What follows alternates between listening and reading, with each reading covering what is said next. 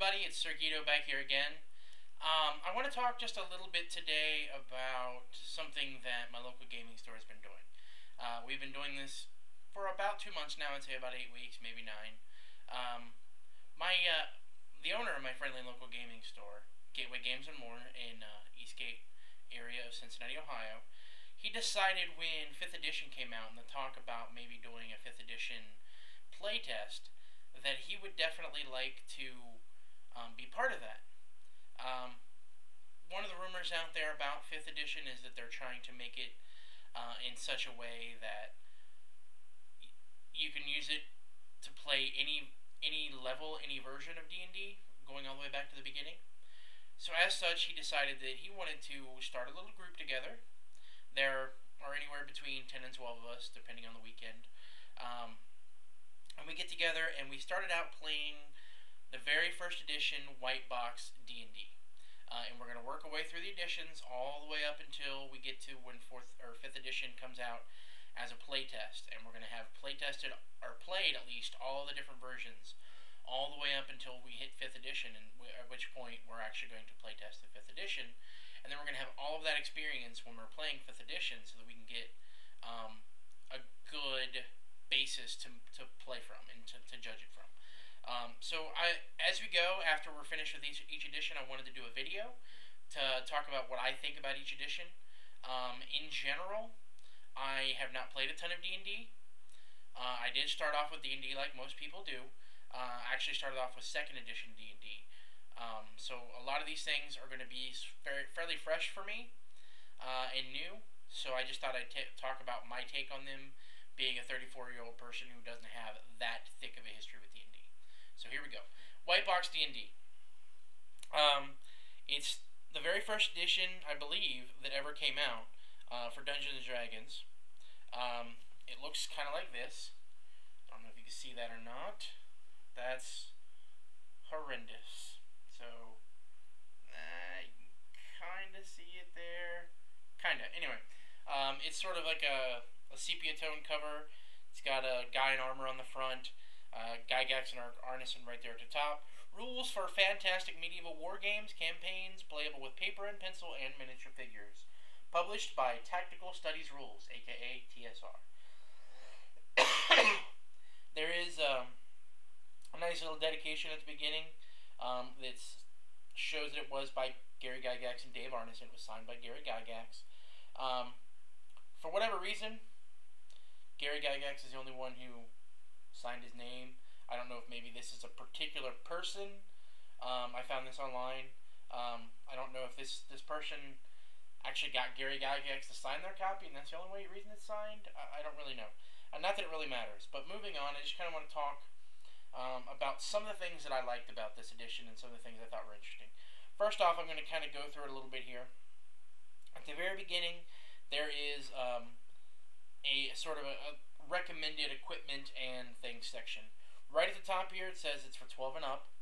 But one of my favorite parts, what I find interesting, is under number of players, at least one referee was not called a game master from the beginning, or dungeon master, and anywhere from 4 to 50 players can be handled in a single campaign. The referee to player ratio should be about 1 to 20. So a standard party is going to be about 20 people. To try to gather that together in something that they recommended, we didn't have 20 people. Like I said, we had anywhere between like 8 and 12 depending upon the week and how many people showed up. So what we pretty much did is we had like 2 or 3 player characters that we would actually play in our game, which kind of made it fairly interesting. One of the things that I found interesting from the very beginning, besides that, is that there's only 3 classes to choose from in this very first basic edition. Now, as we played, we did bring in some of the supplements and some of the extras, and that added in some more options. But right here at the beginning, we only had Fighting Men, Magic Users, and Clerics. Now, Fighting Men was the catch-all class. It was pretty much if you fought and didn't cast spells, you were a Fighting Man. Barbarians, Rangers, whatever it might be, is a Fighting Man. You get no special abilities as a Ranger or a Barbarian. You can call yourself one if you want, but it doesn't give you anything. There's only 3 races besides human. That's elves, halflings, and dwarves. Now, one interesting thing that I found is that the races have level caps. For example, dwarves can only reach 6th level as a fighting man, and that's the only class they can take. Elves are a little different. Elves are kind of fun, actually. They multi-class for one. They can be either a fighting man or a magic user, depending on the day.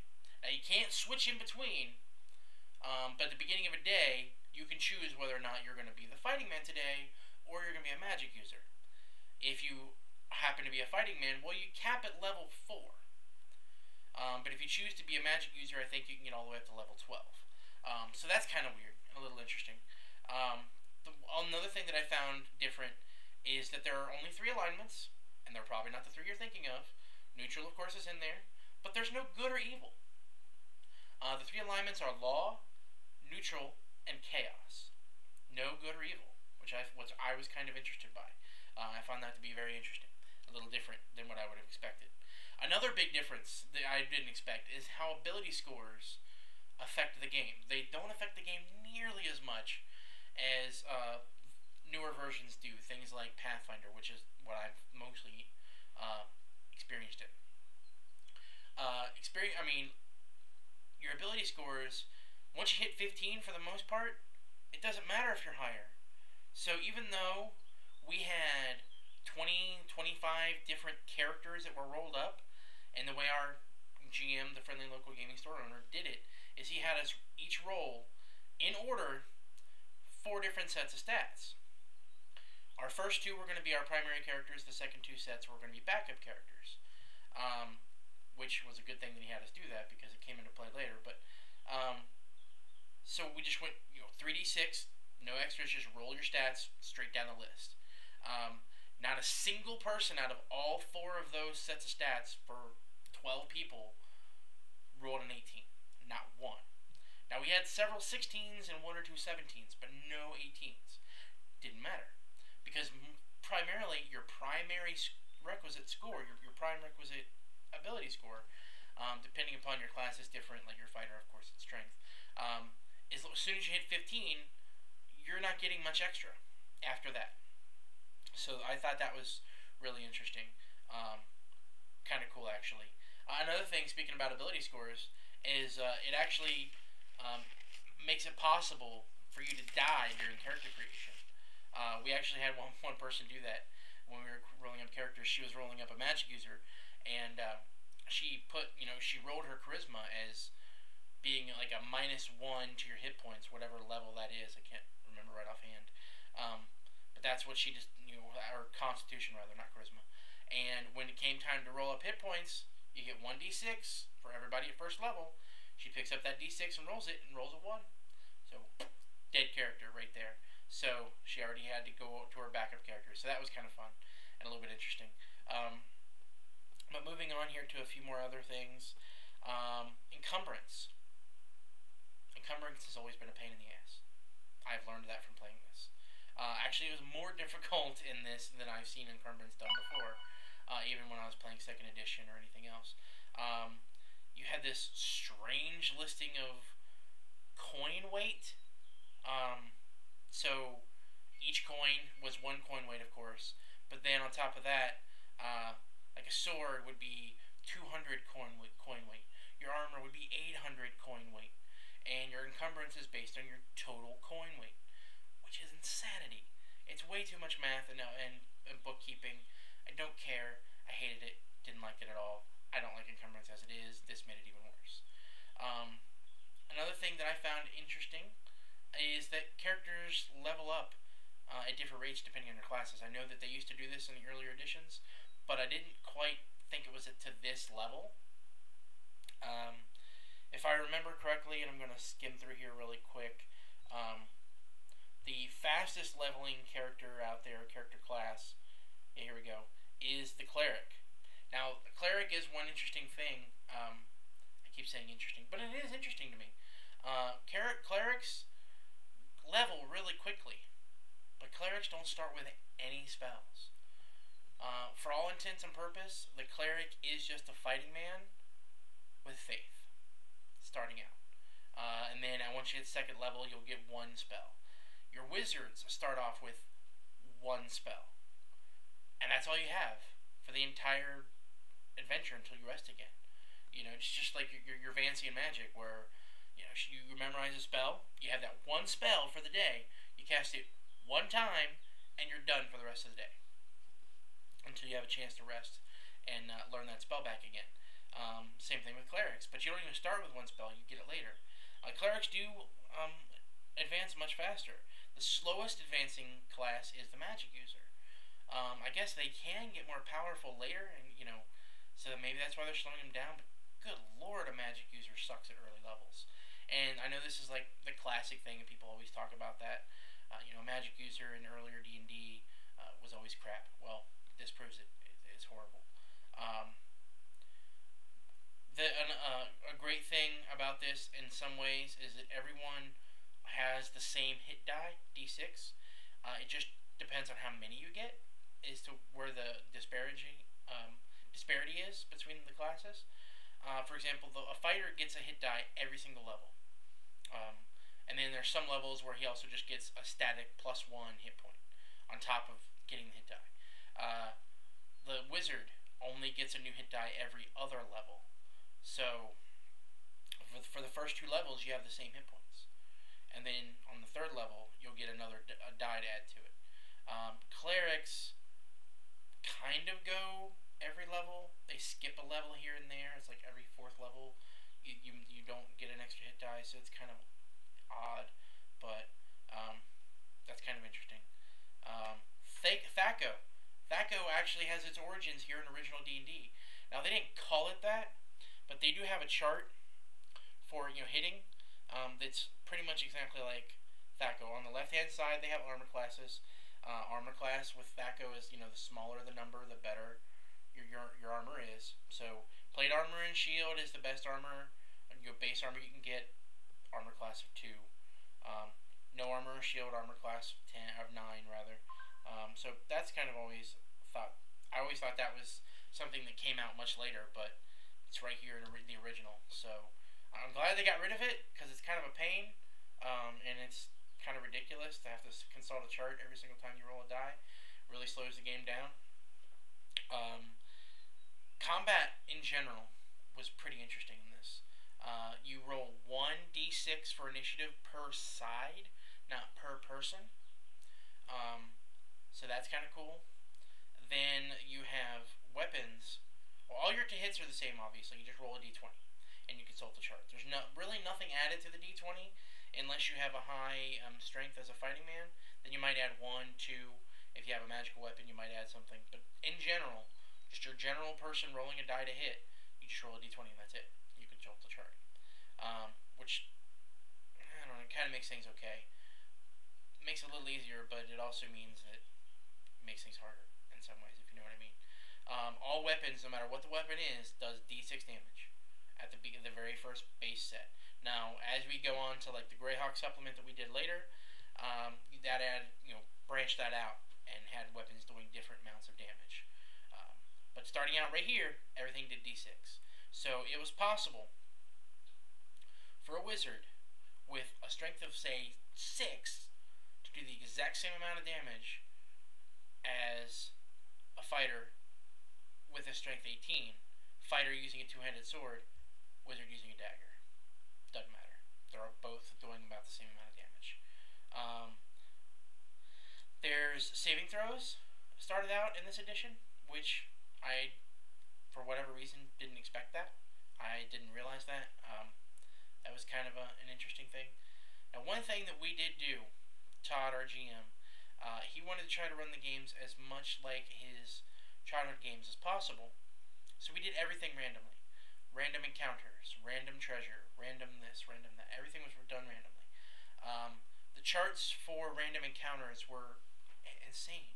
At one point, and he did it kind of cool. He didn't do the rolling himself behind the screen. He just would pick somebody and say, hey, roll a d12, or roll this, or roll that, roll percentiles. And he would consult the charts. At one point, we actually went up against 17 whites at like level 2, which we ran. There's no fighting 17 whites at level 2. It doesn't matter how many people you have. out early on in this. If you have a good charisma, you can actually hire henchmen, hirelings, whatever you want to call them. And that was probably the best thing that we could have figured out. Because in figuring that out, we quickly realized that that was the key to winning a lot of our fights. Before we would go out on our little adventure, we would go and hire 15 archers for a gold piece apiece, or whatever it happened to be, and we'd go out on our fights, and they'd stand in the back and just plink away at the bad guys because they had the same amount of chance as we did to hit because they're fighting men, just like we are. So that was pretty cool. Another thing is that I liked and I didn't like at the same time. It's kind of hard to explain. Is the vagueness of the rules. I thought I would like the vagueness of the rules, but we were trying to play it as if you were playing it, as a 15-year-old kid back in 1974 when it came out, looking at it and going, "There's nothing that says we can't do that." Okay, well, what I mean by that is, for example, we had a control human or control giant or something like that potions. One of my characters, a cleric, had one of these potions. We get into a battle with a bunch of trolls. So he chugs down this potion, and he's got this spell now active. He goes and he takes, rolls to see how many he could take control of. He took control of like 4 trolls, and we fight this battle. 2 of the trolls die, and my 2 that I'd still had under control were still alive, and I'm like, so what do we do now? And he, pulls out the sheets, and he's looking through, and he goes, okay, well, it doesn't say that it ends. There's no duration listed. It just says that you take control of them. And I said, okay, well, can they come with us? Sure, okay, they'll come with you. Fine, whatever. And that just kept happening. We kept taking control of stuff with these potions we were getting as random treasure.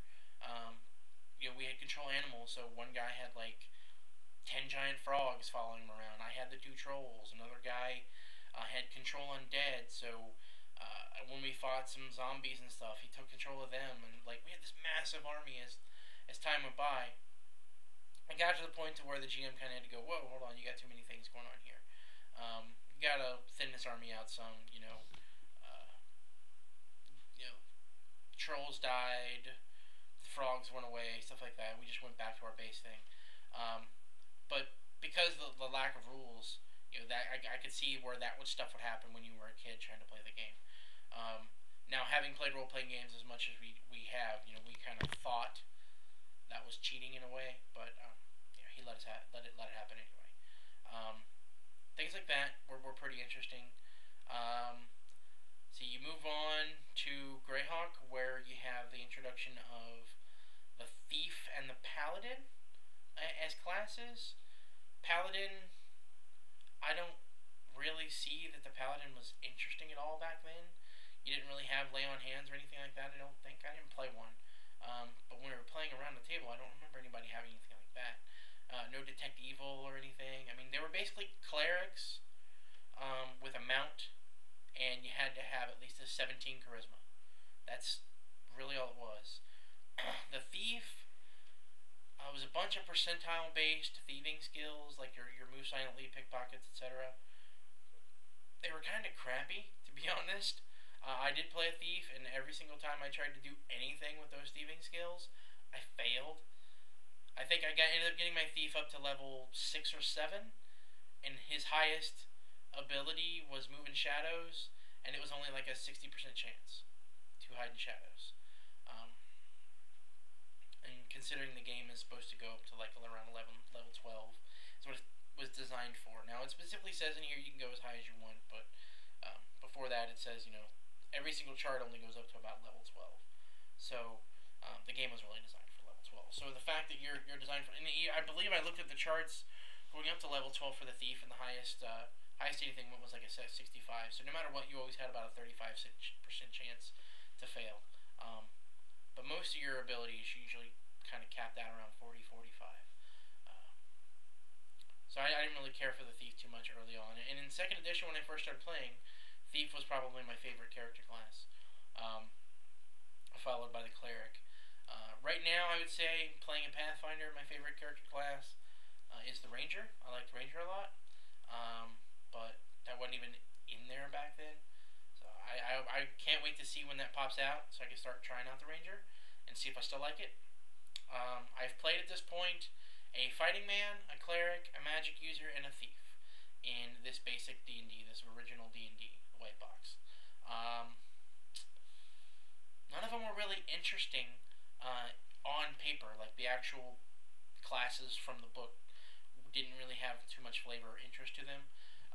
Everything that was interesting about the 4 characters that I played were all put there by me, which I kind of like. But I'm the kind of person who, when you give me 300 choices, I have this analysis paralysis. Um, I can't just pick something. You have to give me a carrot to go after, and then I can expand upon that. So it took me a long time to really create my character and make them interesting. Um, Although I did have a few interesting characters. One of my biggest favorite characters that a lot of the people in the group liked is he was a fighting man. He was actually an elf. His stats are kind of what gave me the idea to make this character. The character's name, I named him Sexy Rick, because again, we tried to name characters as if we were, younger, starting out, not coming up with interesting character names or anything like that. But Sexy Rick, you might think he had a high charisma. He actually had a very low charisma. He had a charisma of around 6. But what made him Sexy Rick is his constitution was a 17. So he had the body of a god. He was like this gorgeous looking man, but he wanted to make sure you knew that he knew he was gorgeous. So he told everybody about it, so that's why his charisma was so low. So he was an interesting character for that reason. I was playing up that whole aspect the whole time we played. I had Carlos the Dwarf, which if anybody's ever seen Freaks and Geeks, it was an homage to that episode of the TV show Freaks and Geeks. He was just your very typical dwarf. He had a Scottish brogue, completely stereotypical. I normally don't play stereotypical characters at all, but I had to go for it. It's original D&D. Got to play up the tropes. Then I had a cleric who I named Mr. Rogers because he was very soft spoken, but like.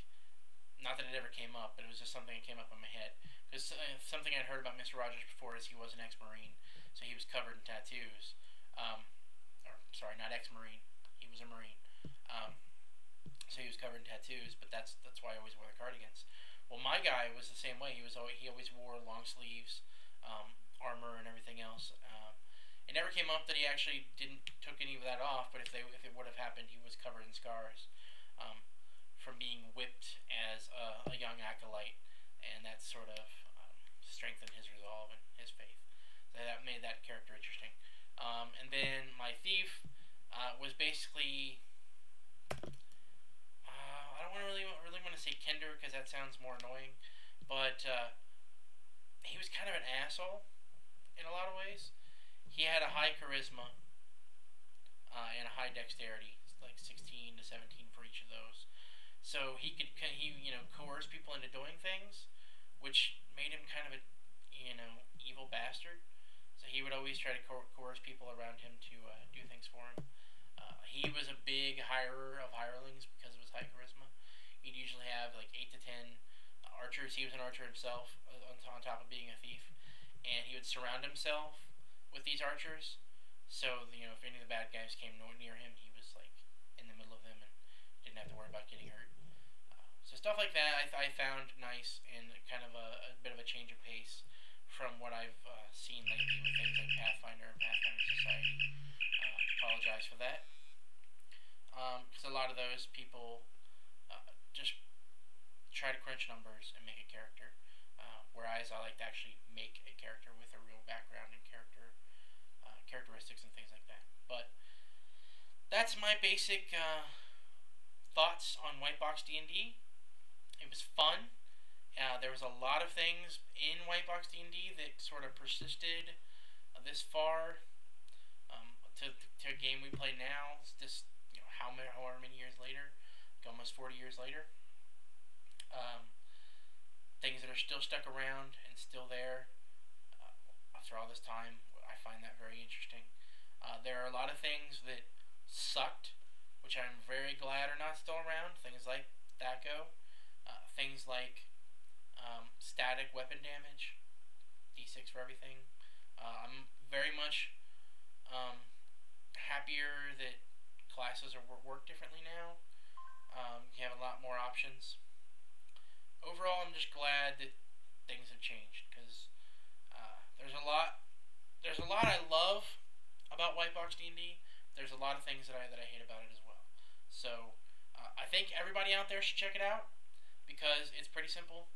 It's if you've played a D&D of any kind, you can very much take away all the extra stuff and go right back to the original D&D, and it works pretty well. So check it out sometime. Look for it. You can download it online. I don't even think that's like stealing or anything. I mean, I don't think you can even buy it anymore in a store. So when I found mine, I searched for free D&D basic, and that's what came up. So, all right, check it out. Have a good day.